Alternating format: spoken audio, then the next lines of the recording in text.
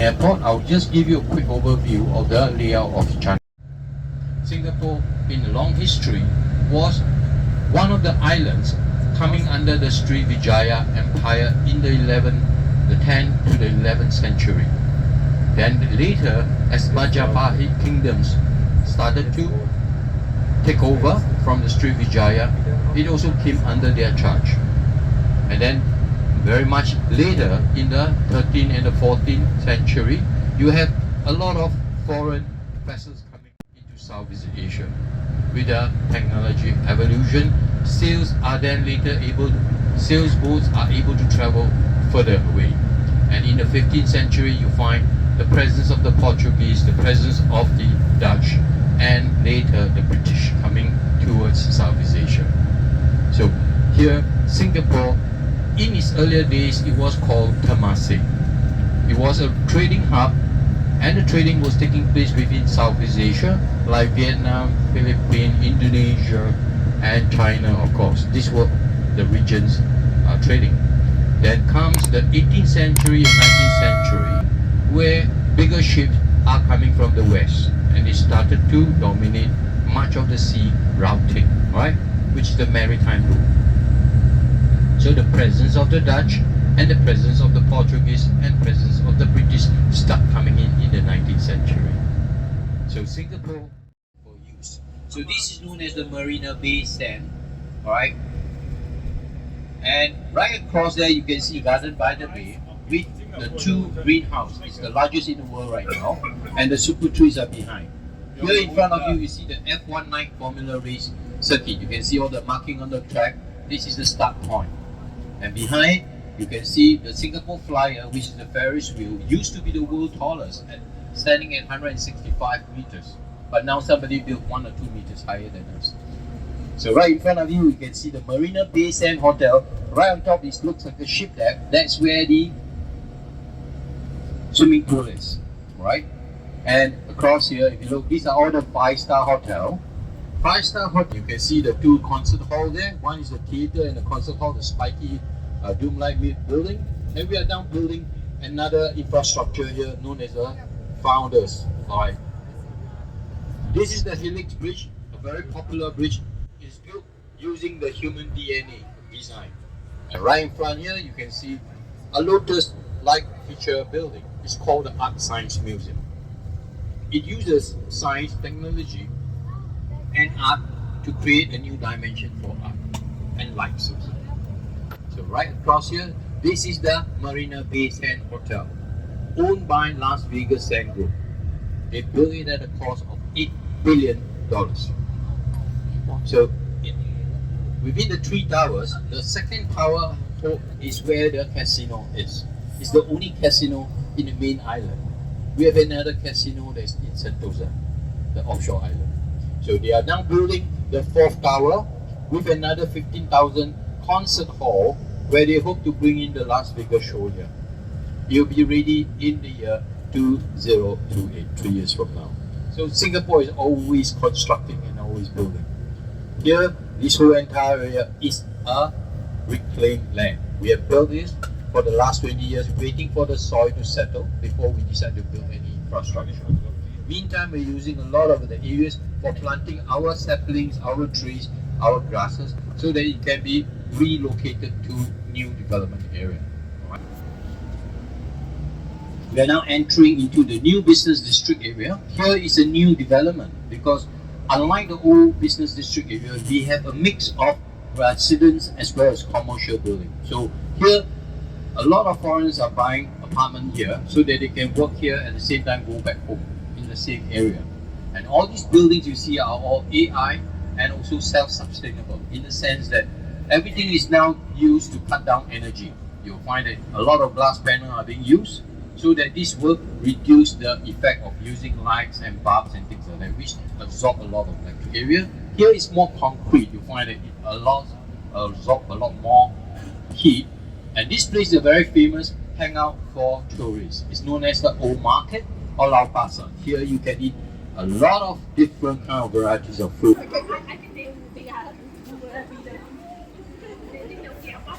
to Chinatown. Now, you will see that in Chinatown, a lot of established Singapore as a free trading bloc. So that's how Singapore came under the British colony since 1824 all the way until the World War II. And after the World War II, Singapore started to fight for its sovereignty. And initially we merged with Malaysia in 1963, but the merger failed after 2 years or 3 years, and then we separated from Malaysia and we become an independent state in 1965. So this is a very short, brief account. Now Singapore is called a city because if you look at the size of Singapore, if we compare to some of the cities in the world like Tokyo is 4 times larger than, or if we compare with London is twice as big as Singapore. So how big is Singapore? If you look at a map of Singapore, from east to west, Singapore is only 50 kilometers, 25 kilometers.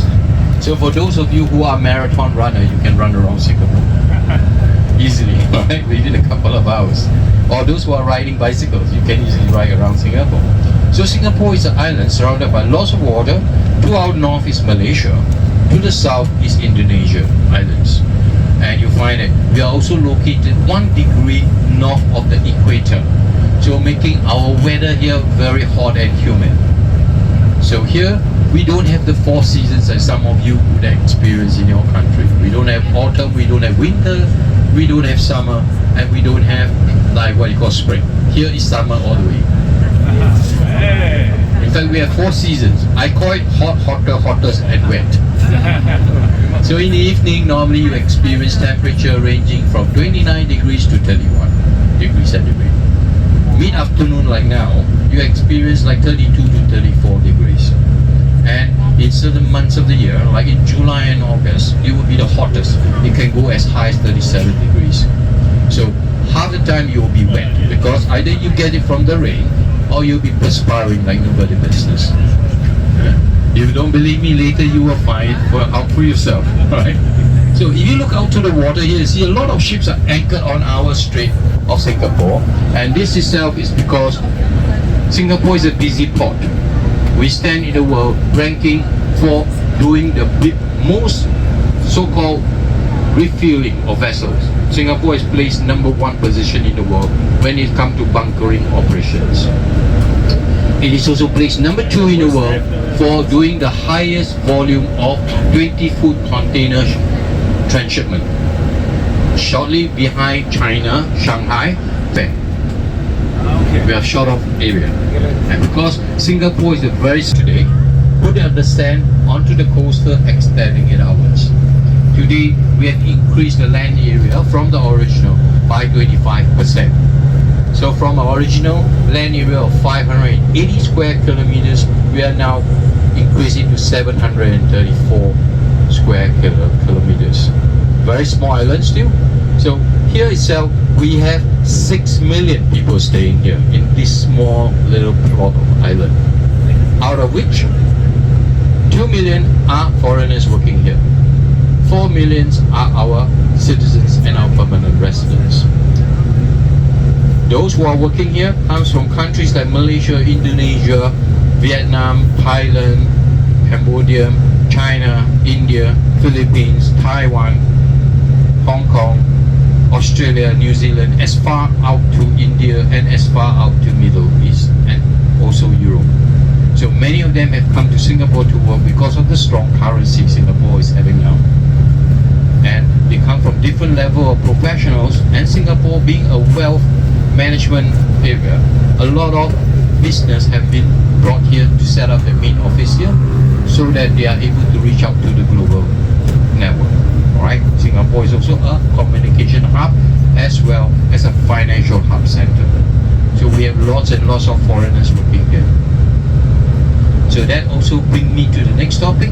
Singapore citizens are staying in houses provided by the government. 80% are staying in public housing, 20% are staying in condominiums like this you see. A condominium here will give you a rough estimate of the cost. Studio apartment will cost 1.5 million. 2 rooms, 2 million. 3 rooms, close to 3 million. They are all 99 years lease. After after 99 years, it goes back to the state land for redevelopment. The rest of the 80% of the population stay in public housing. You can see here, these are the public housing heavily subsidized by the government. And it's only given to the lower income group and the middle income group.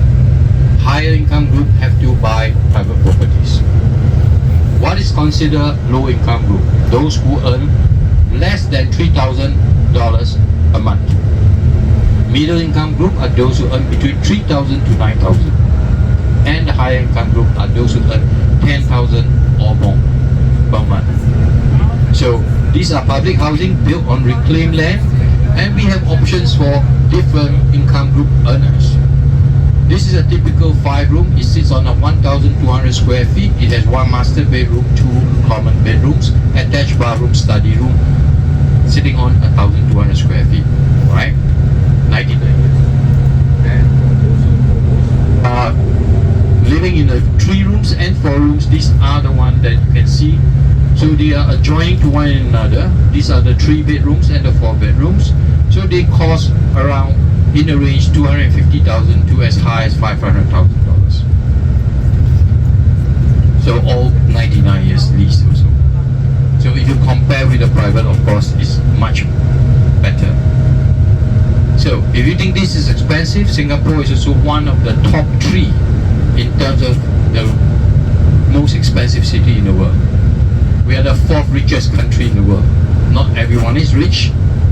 Here in Singapore, there is, according to statistics, 242,000 millionaires here in this small little island. We have not counted the multi-billionaires here, so there are lots of them. That's why the film original of the Rich Crazy Asians came from here. So they come from different part of the world. Those people who are rich, they buy the assets here. So on here you see this is the whole parkway. It stretches 20 kilometers. It's provided for people to do fishing, sea activity, ground activity, and lots of restaurants that can be found here. So people come here to cycle, to do yacht, as well as camping, barbecue pits, and also to enjoy picnics here, alright, with their families and of course with their friends. So this whole entire area is a popular area because it commands the sea view and also the park here. If you think this is expensive, wait till you hear the cars in Singapore. Singapore cars are the most expensive in the world. If you don't believe me, a car here, like a Toyota model, will cost you $160,000 to $180,000. And you only can drive it for 10 years. After 10 years, you have to decide to scrap it or to extend it by another next 10 years. Every car owner will only have a 10 years lifespan for his car. Here, Singapore government want to make Singapore a car-like nation. Otherwise, we will have road congestion, pollution, and of course traffic. In consideration of the short runway we have, alright? So that's why all of you currently is enjoying this nice traffic flow all the way from Changi Airport to the city. In most cities which bigger than us, you find it's lots of traffic jam, lots of pollution, lots of congestion. Here in Singapore, you don't have such problem because the government make it such a way that not everyone can own a car here. So the prices of car here is very, very expensive. So if you are interested, you want to buy a car in Singapore, can. First thing, you got to get a permit. This permit is called certificate or entitlement. Every year, cars who reach the 10-year lifespan will be scrapped. So let's say this year there are only 10,000 cars that are scrapped and we have 20,000 potential buyers.